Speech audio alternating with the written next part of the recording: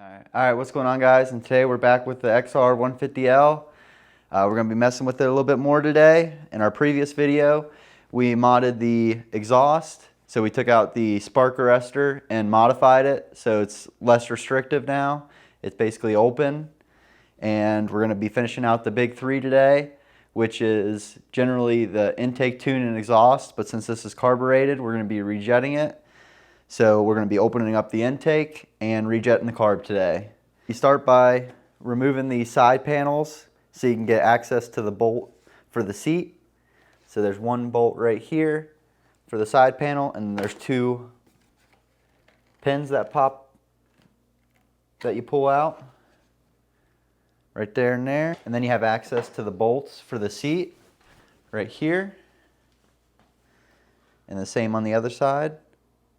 And then this gives you access to your two little small storage areas.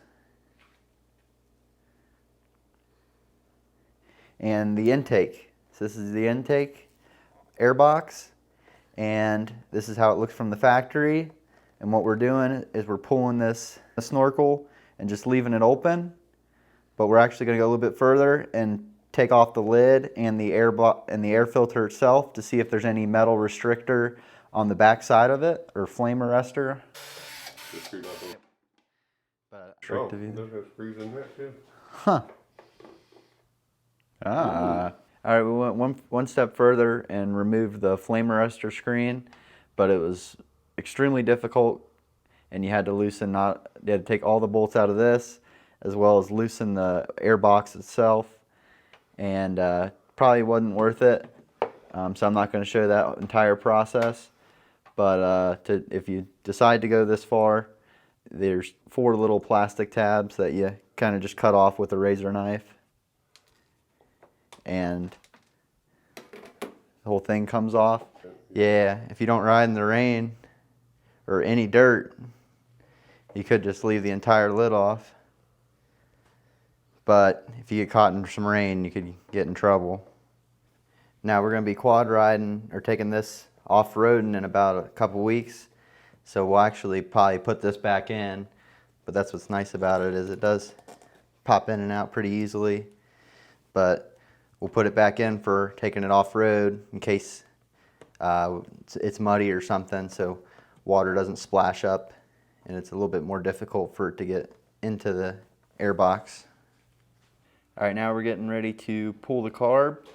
And the first thing we always do when pulling a carb, and makes it a lot less messy, is shutting off the gas first and foremost so you don't forget.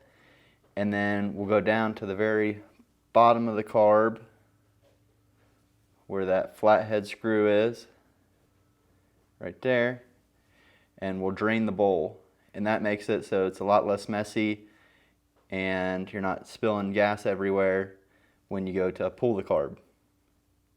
And then we also color-coded some of the lines just to make it a little bit easier on us. Now I won't be doing a full how-to on the carb removal because there's a guy named Mishmash Moto, and I'll have the video in the description, but he does a great video on the removal of the carb on our XR150l and the disassembly of it. Now typically when you're messing with carbs, you want to use a JIS screwdriver.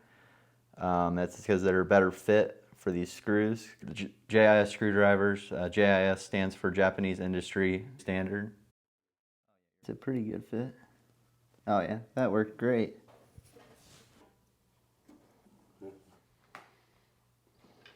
It's so weird to have a chamber.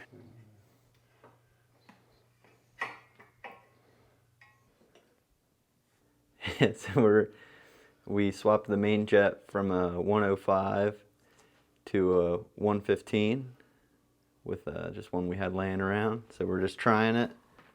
But since we have the exhaust opened up some and the intake opened up some, hopefully this will match well with it. Alright, we got the carb back in and the plastics and seat back on. Let's see how she runs.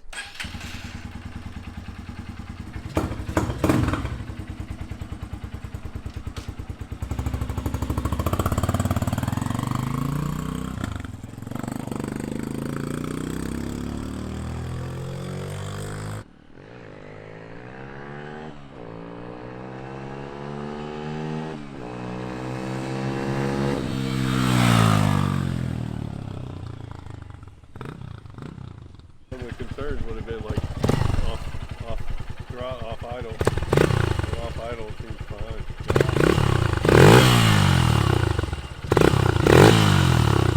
Sounds good. I didn't hear any of the rattle on the top end like you used to. Yeah.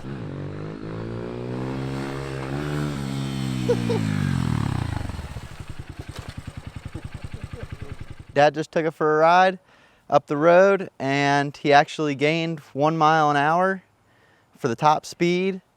And just throughout the entire rev range, the bike seems to run a little bit better and happier and sounds a lot better.